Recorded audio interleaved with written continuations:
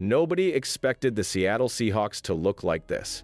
A team that many assumed would fade into the background is suddenly making moves that scream danger for the rest of the league. Mike Macdonald is shaping a roster that feels less like a rebuild and more like a warning shot.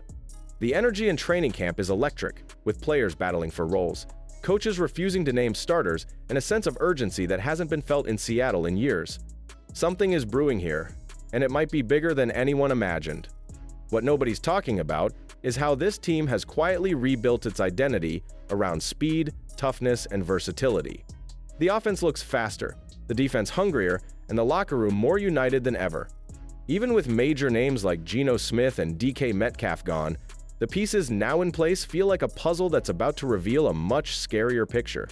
The offensive line battles are fierce, the running game looks lethal, and new leaders are already emerging from the shadows. But the most surprising spark might not come from the veterans at all. A young quarterback is turning heads, and every snap he takes is adding fuel to the hype. What Mike Macdonald just said about him could change the entire conversation about Seattle's future. So, let's dive into the rise of Jaylen Milroe and why his name is suddenly echoing through every corner of training camp. But before we get into that, hit that like and subscribe button for more Seahawks and all the NFL content. Let's aim for 500 likes on this video. The buzz started as a whisper, but now Jaylen Milroe has become the most talked about name in Seahawks camp.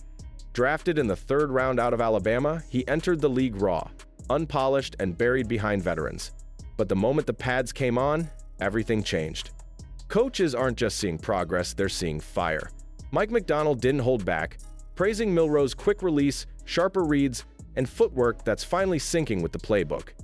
And that's not just lip service.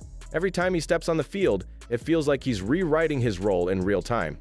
Behind the scenes, Milroe is acting like anything but a backup. He's showing up early, staying late, and even punishing himself for throws that others might let slide. One moment caught everyone off guard after completing a diving sideline pass. He immediately dropped to the ground for push-ups, upset that the ball wasn't placed perfectly. That mindset is rare.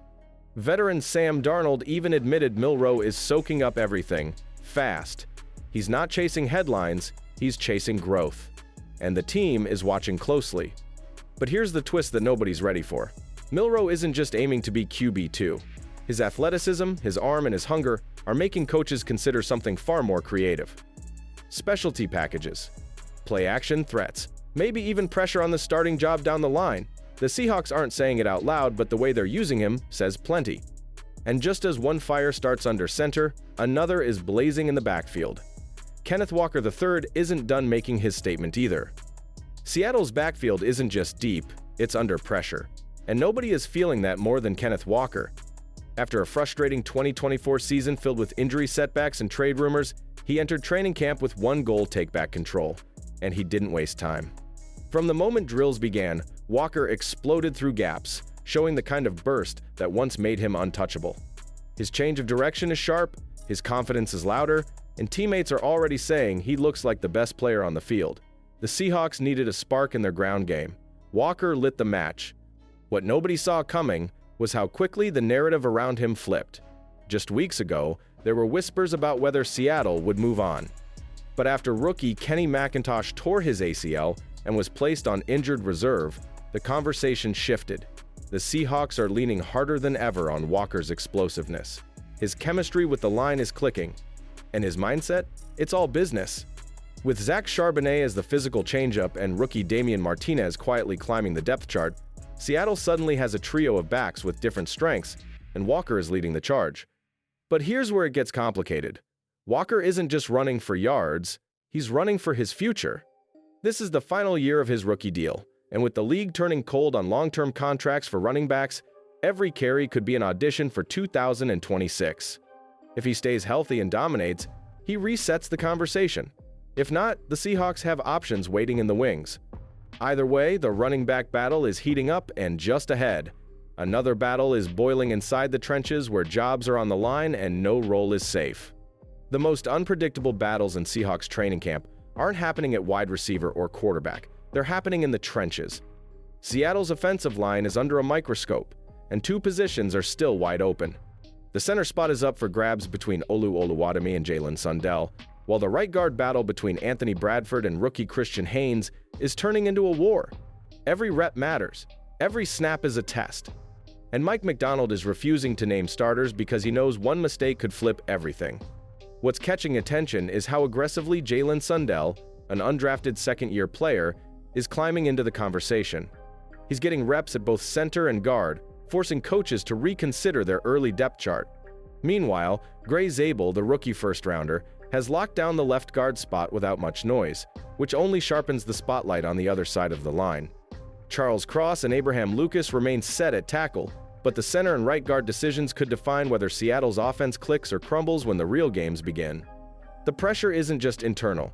Seattle knows that one injury or slow start could force them to look outside for help. That's why the coaching staff is taking its time. They don't want to rush a decision that might need to hold up for 17 games. And as the battles rage on up front, another veteran is making his own quiet impact on the other side of the ball. He's not talking much, but the way he's dominating drills is saying everything. Demarcus Lawrence might be the key to this defense, and he's just getting started. He's been in the league for over a decade, but you wouldn't know it by the way he's practicing. Demarcus Lawrence, in his first season with the Seahawks, is looking like the anchor this defense needed. Forget easing in. From day one, he's attacked every drill like it's fourth quarter in January. Mike Macdonald didn't hold back when asked about him, calling Lawrence the best drill player he's ever seen. That's not just hype, that's a signal. The tone Lawrence is setting is intense, and everyone else on that defensive line is being forced to raise their game to keep up. What's scary is how well he fits this system. Macdonald built this defense to be smart, violent, and disciplined. Lawrence brings all of that and more. He's not just executing plays, he's leading with precision. His reps are full speed, his hands are sharp, and his conditioning is on point. And when you watch the film, it's clear why Seattle brought him in. He's not here to retire quietly. He's here to cause chaos, collapse pockets, and turn young guys like Boye Mafe and Derek Hall into real threats alongside him. But there's one thing hanging over all of it: health. Lawrence's history is no secret. When he's healthy, he's a game changer. When he's not, the impact fades fast. That's why every rep, every practice, every snap matters. Because if Seattle can get 17 games out of him, they might have found their most valuable offseason addition. And as the defense begins to take shape around him, there's a position group on offense that's making noise of its own with two tight ends, both wildly different, starting to take over their room. And one of them might already be a future star. The tight end room in Seattle looks nothing like it did a month ago. With Noah Fant officially out, the battle to replace him hasn't just started, it's exploded. And leading the charge is rookie Elijah Arroyo, the second-round pick from Miami, who's already showing flashes of star potential. His hands have been reliable, his routes crisp, and his sideline awareness is turning heads. One diving catch during practice nearly turned into an interception, but Arroyo hauled it in with concentration and balance that veterans struggle to replicate. And the most exciting part? The Seahawks are moving him all over the field, even lining him up wide like a true pass-catching weapon. Standing right beside him is A.J. Barner, a second-year tight end who's making his own case in a completely different way. Barner isn't flashy, but he's physical.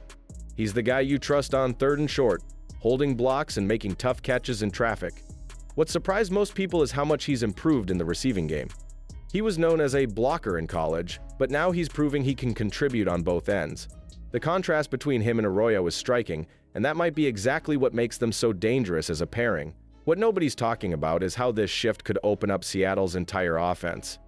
Arroyo's ability to stretch the field creates mismatches that weren't possible before.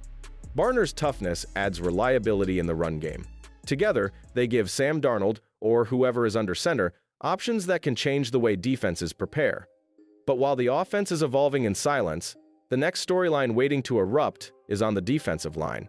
A young player who flew under the radar last season is now getting talked about like a breakout star, and some believe he could become one of the best defenders in football. There's a quiet storm building on Seattle's defensive front, and its name is Byron Murphy.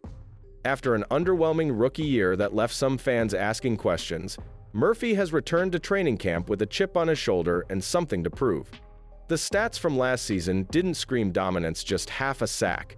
But when he wasn't on the field, the difference was obvious. Teammates noticed. Coaches noticed. And now, in year 2, Murphy is moving with purpose. No wasted steps, no hesitation. He's looking like the player Seattle hoped for when they made him a first-round pick. The one quote that turned heads came from Jarran Reed, a veteran who's been around long enough to spot greatness early. He said, "I can see him being Defensive Player of the Year. That's not a light statement. That's belief."